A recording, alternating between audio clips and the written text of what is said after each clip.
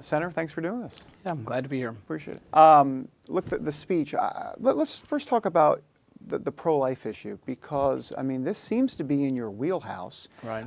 So tell me why it was important to get that message across to this audience. Well, the thing is my medical career was centered around, a lot of what I did was examining children. Many of them were so small, 1 pound, smaller than a lot of babies that are, carelessly cast aside and aborted in our country.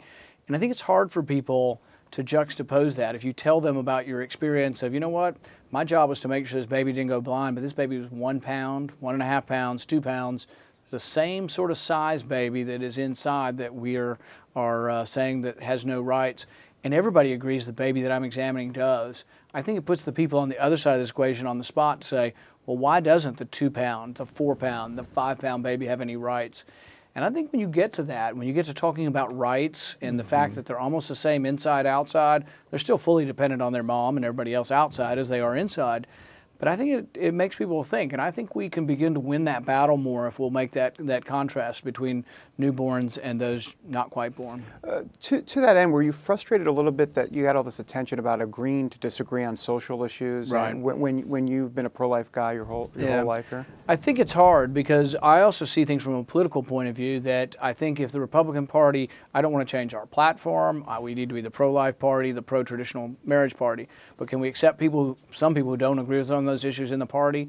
I think if we don't, you'll never persuade them if you don't get around these people. And I think people are persuadable. I think particularly young people, once they get a little older and then they're married and then they see their first ultrasound of their wife with the baby, I think it changes people's opinion over time. And I think if we are not so strident to push people away, maybe having some people in the party who don't all agree with us, maybe we'll have a chance to persuade them, and we'll be a bigger party.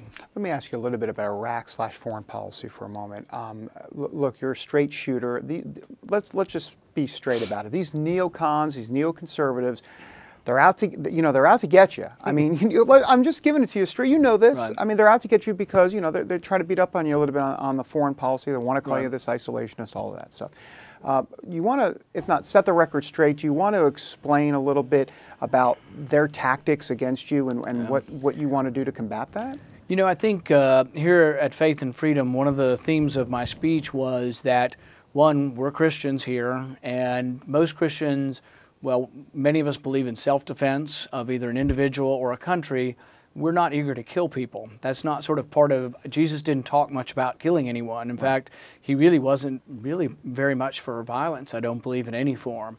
And so I think we need to remember who we are and what our doctrine is. And this isn't to say we don't defend ourselves, but then we should go back and look at our history, the people who we think were great leaders like Reagan, who did have a strong national defense, but he believed in peace through strength. And I want to remind people that we shouldn't have this sort of knee-jerk reaction that, well, there's a civil war going on in Syria and Assad is doing terrible things, which is true, but we have to think through who are we going to be supporting? Are the Islamic rebels better than Assad somehow? Where are most of the Christians in this battle? Most of the Christians are on the side of Assad for one reason or another, and these Islamic rebels have killed Christians in Syria. Are we really happy that we're arming people who could be killing Christians? People need to think about these things rather than just say, well, geopolitically, we need to be involved to help this side versus the other side. I see things as if I'm sending my son into battle or your son into battle. There are times we fight, but we need to have a consensus of the country. It needs to be for a cause that is an American or U.S. self-interest, and not just because there's a war going on and we have the power to be involved. We do have the power to be involved anywhere, anytime, but we have to think of the ramifications that come from our involvement. And we had Marco Rubio in this chair yesterday who said it is in our national interest to stop ISIL in its tracks right now. If that were true, then people who have that opinion should be voting against arming ISIS in the neighboring country. The Senate Foreign Relations Committee, I was I think the only vote or one of two people who voted against arming the Syrian rebels. ISIS is a Syrian rebel group. They are based in Syria. They are allies of ours in Syria. So we're going to arm them in one country and oppose them in the next country.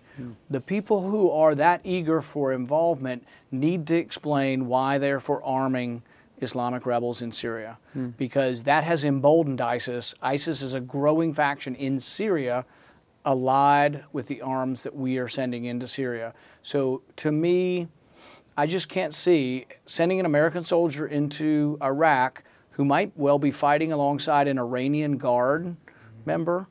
The general leading the defense of Baghdad is from Iran. So we would be fighting with Iran in this war if we get involved against ISIS and against Iran in Syria. Iranian proxies support Assad. It's really, really confusing. And I think if you're going to ask someone to lay down their life or sacrifice their life, they should have something they can meaningfully say to their to everyone at home. I'm going to fight for an American interest. But I don't think that American interest is easily explained. And just saying it's international interest doesn't make it so. You have to have a debate, and then we argue, and good people can disagree, Sure. but there needs to be discussion. Is it in our national interest to put 10,000 GIs in to take back Mosul, particularly when the Shiites took their uniforms off and ran? They wouldn't defend their own country. You can ask Americans to defend cities the Iraqis are unwilling to defend.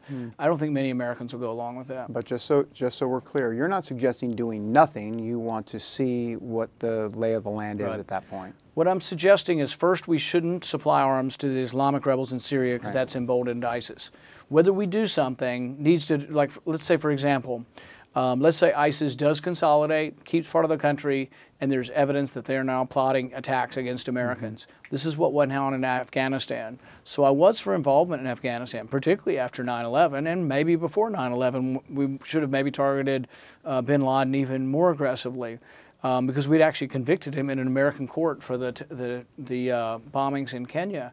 So yeah, I'm not for doing nothing, but I'm for making sure that it is in American interest, that there's a full-throated debate, and that Congress approve the action, that the president just doesn't willy-nilly do what he wants. Good. Thank you, sir. All right, thank you.